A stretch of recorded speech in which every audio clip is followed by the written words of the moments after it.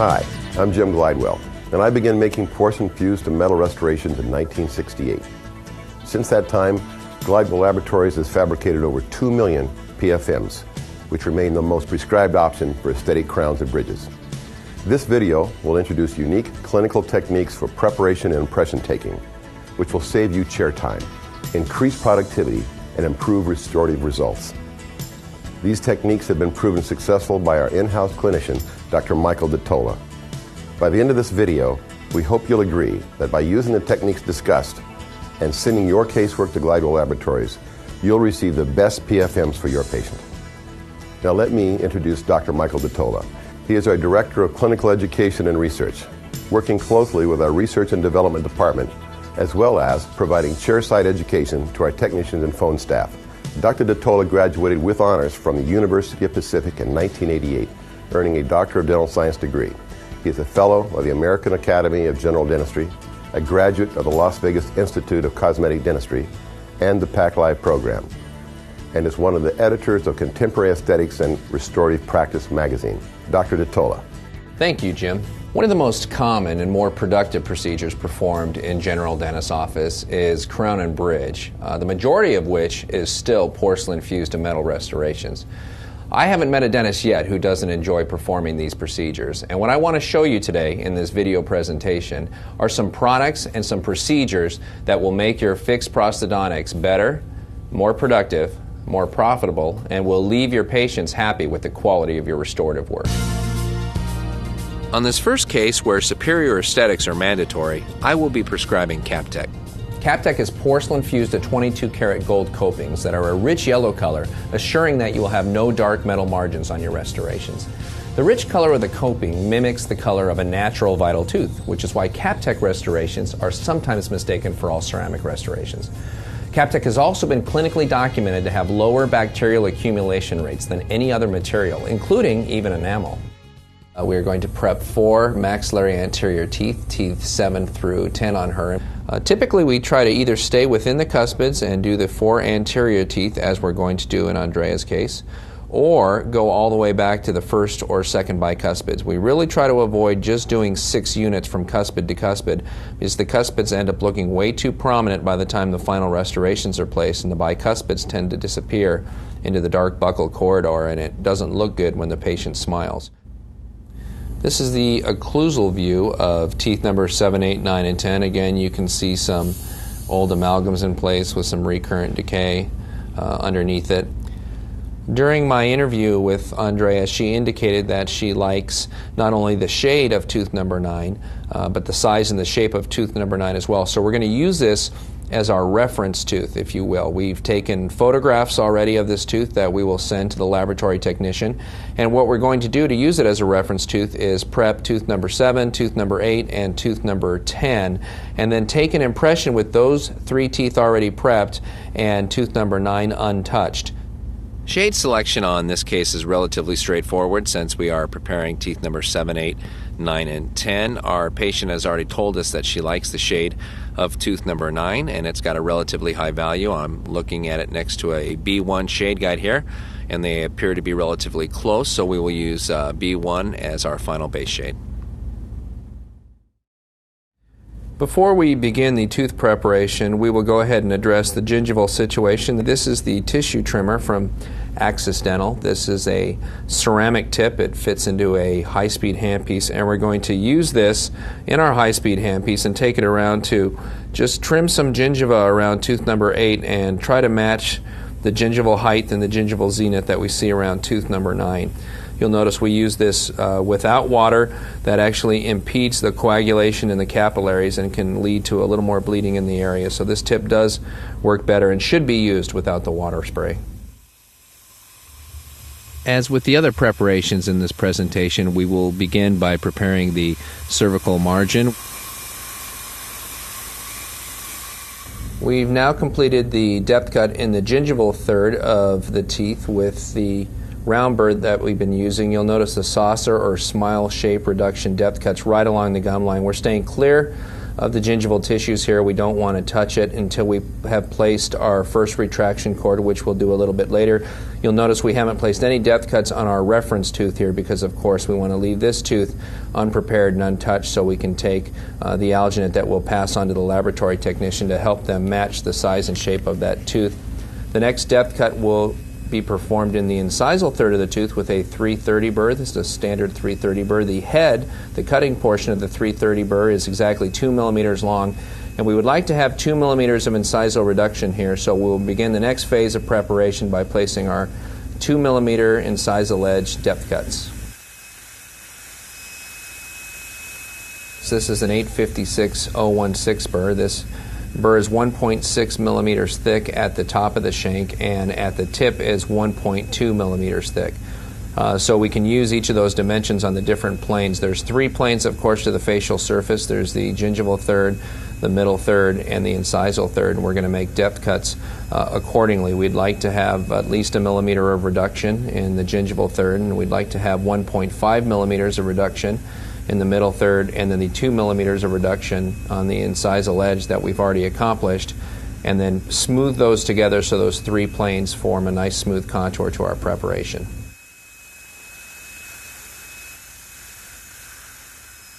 As you can see, we've now completed the incisal and facial and gingival depth cuts. At this point, we're going to take, I prefer a 169L burr, very thin burr.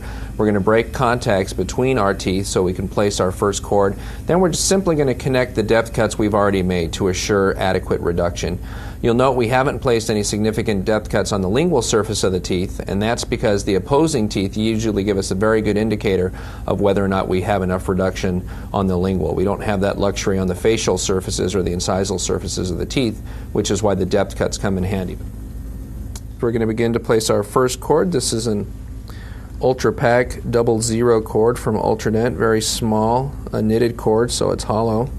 This is non-medicated and there's no medicaments on it, so we can place this cord in and leave it in for a long period of time without having to worry about any adverse effects on the gingiva. This allows us to, when we go in and work in the area of our gingival depth cut, we're able to place our gingival margin 0.5 millimeter into the sulcus without having to worry about damaging the gingiva because of the retraction we receive from this first retraction cord that we're now placing.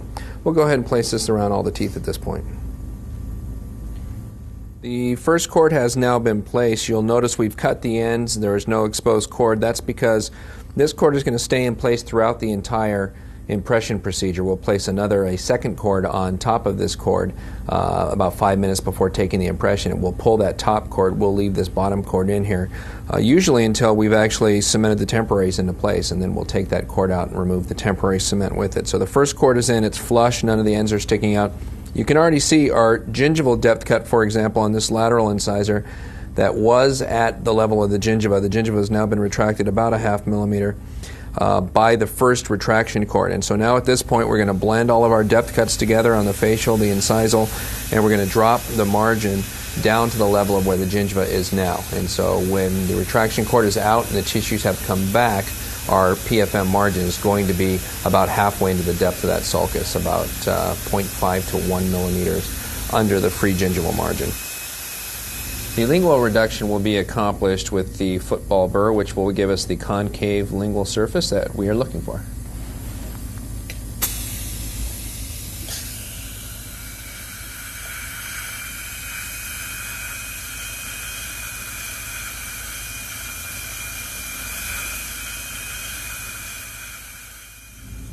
Here is the lateral incisor. Immediately after removal of the old restorations, you can see some areas that appear to still be carious. We'll go ahead and use a caries detecting solution, seek a green solution, a green dye, to check for the presence of caries before we place our filler materials.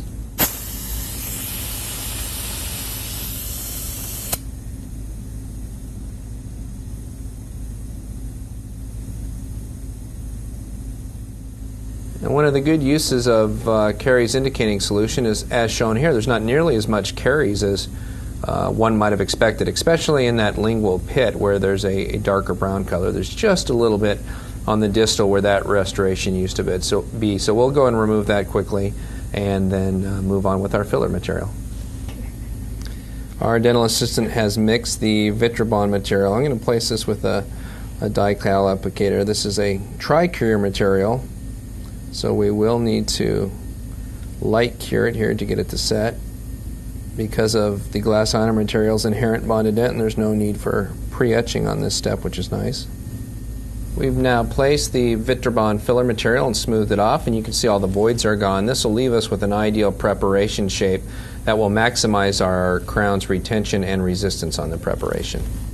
Of flexible clearance tabs. These are available through dental dealers and come from Kerr Lab Division. They come in different colors. This one happens to be 1 millimeter thick. The green one happens to be 1.5 millimeters thick. For the rest, it depends on whether or not you're going to have a metal lingual or a ceramic lingual. I'm looking for about 1.25 millimeters of lingual reduction here. So when I have the patient bite together, go ahead and bite down on the 1 millimeter one, and it slips right out. Bite together, and bite together, and it slips right out. And the 1.5 then should be a little snug. Bite together, bite together, bite together. And it's just a little snug, but when she bites together, she comes all the way together on her posterior teeth, even on the 1.5 millimeter. Usually our lingual reduction will increase just a little as we go in and smooth the final preparation as well. Now that we have obtained an alginate impression with the reference tooth in place, we are free to prepare the reference tooth. So we'll go ahead and just repeat the steps we've already accomplished on the other teeth, starting with the incisal edge depth cuts.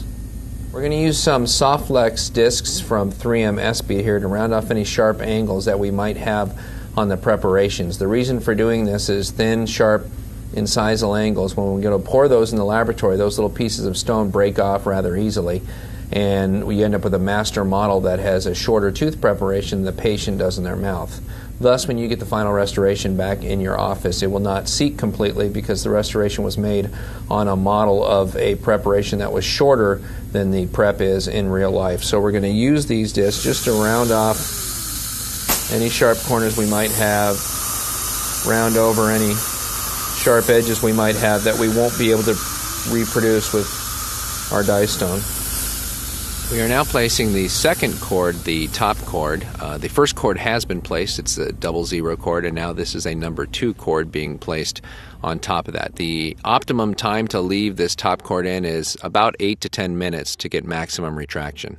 Prior to removing the top cord, we're going to re-wet these. What this does is help release the cord from the tissue. So like a Band-Aid that has been in place, if you wet it, it's easier to remove it without causing any bleeding. So we will re-wet the top cord, remove it, and then start taking our impression. As my assistant fills the tray with the heavy body material, I begin syringing the light body material around the preparation closest to me. We go at least 360 degrees around the tooth, preferably 720 degrees around the tooth to make sure we do not get any pulls from inclusion of gingival fluid or any other moisture that may be present around the preparations. After waiting the 3-minute set time, we now remove the impression. And unlike an alginate impression, because this is a polyvinyl siloxane, we remove it slowly to give any material caught in an undercut a chance to rebound as we take out the impression. We're going to use the Capture hard bite material. I like it because of how stiff it is, how hard it sets. Very quick set time, just about 60 seconds. We extrude it right onto the preps, none of the adjacent teeth, just the preparations. Instruct the patient to bite down into it. Go ahead and close all the way down. Perfect. And hold it just like that for 1 minute. We are now trying in the biotemps by themselves. They should have a passive fit and fit right into place. We are now relining the biotemps with a methyl methacrylate material, and we will leave this in the mouth and check to see when it's going through its doughy stage, and then pump it up and down a few times to make sure we don't get locked into any undercuts. The biotemps restorations have been trimmed and now cemented into place with Temp Bond Clear. You can see how nice they look. We've actually got some incisal edge translucency. We've got nice shape, nice shade on those. They blend in well. We've tried to open the embrasures, for example, between 8 and 9 to make sure we don't do any damage to those papilla during the 2 weeks while these provisionals will be in place. We would certainly rather leave that a little bit open and allow our papilla to be touched by an interproximal brush or the patient rinsing, as opposed to having too much reline material there underneath the biotemps in an embrasure area and actually cause some recession of that papilla, which could lead to a black triangle situation when we try in our permanent restorations. Before we remove the biotemps, let's take a look at the gingival tissue and how it healed around our provisional restorations.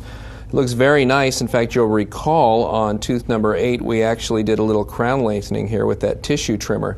And one of the advantages of biotemps is that in the laboratory they are able to make these two teeth, the two central incisors, the exact same length for us, which anticipates our tissue trimming. So once we've gone in and removed the excess gingiva, our biotemp restoration will be just as long on this central as it is on this one. It'll help the healing of that soft tissue so that we get a level that's even for when you look at tooth number 8 and tooth number 9. So as I look at all 4 of the anterior teeth, we've had an excellent gingival response to the temporaries, which is exactly what we need to be able to cement our permanent restorations into a dry, clean field. We're now going to remove the biotemp restorations. Usually it's just curved hemostats just like that and pop them right off. Just about all the temporary cement has stayed on the biotemps and not on the preparation, so we'll have very little cleanup prior to trying in the permanent restorations. We're going to clean the preparations with some pumice. This happens to be the Preppies from Whip Mix, and it's a pre-mixed pumice. It's really nice, very smooth, easy to use, good single-use unidose packaging. And we'll just put it in a Profi cup and polish our preparations.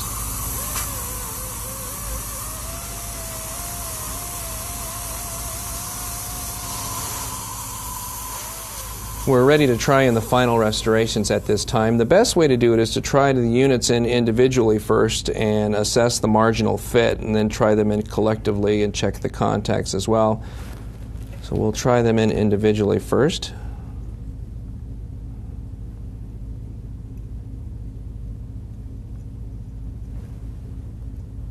All the units have been tried in individually and they all have excellent marginal fit. So now that we've got them in together, we can go ahead and check the contacts.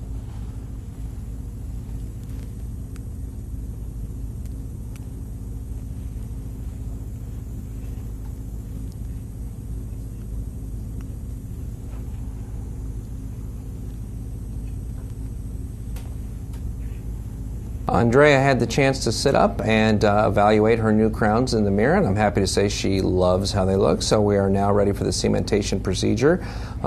Usually we will place a desensitizer on the teeth, and we're going to do that now. This is Hemoseal Inside from Advantage Dental Products. It's a combination of chlorhexidine and Hema, and actually in the latest CRA report did very well in their tests, and we just about always on all of our PFM cementations will place a thin layer of this on and then evaporate it with some air prior to cementation of the final restorations. We've placed the Reliax Unisem into the crowns. We're now going to begin seating them individually. Starting with the central incisors, I will place them first and apply finger pressure to push the crowns down into place. Then I also like to use an orange wood stick just to get a little more pressure and make sure that it's down all the way. I will also use the orange wood stick on the 2 central incisors to make sure that we have the incisal edges lined up, although with the fit of these CapTech restorations, there's no play in these restorations anyway, and there's really only one way that they can seat. And with the Unisem, because it also has a light cure component, our operatory light will start to cure it, and we'll start to clean it off as it goes into its gel stage. With the Unisem, you want to clean it up sooner than later. It's a self-etching resin cement, and it's as strong as any resin cement you've used before, and it's very difficult to get little pieces of cement out from between the teeth and the embrasures once it is set fully. After cleaning the cement off, we're going to use this polishing product from Axis Dental. This is called Chamois. It's a felt wheel along with a ceramic polish, and we will take this along the facial surfaces of the crowns to remove any excess cement and put a final glaze onto our CapTech restorations. We've achieved a very nice aesthetic and functional result.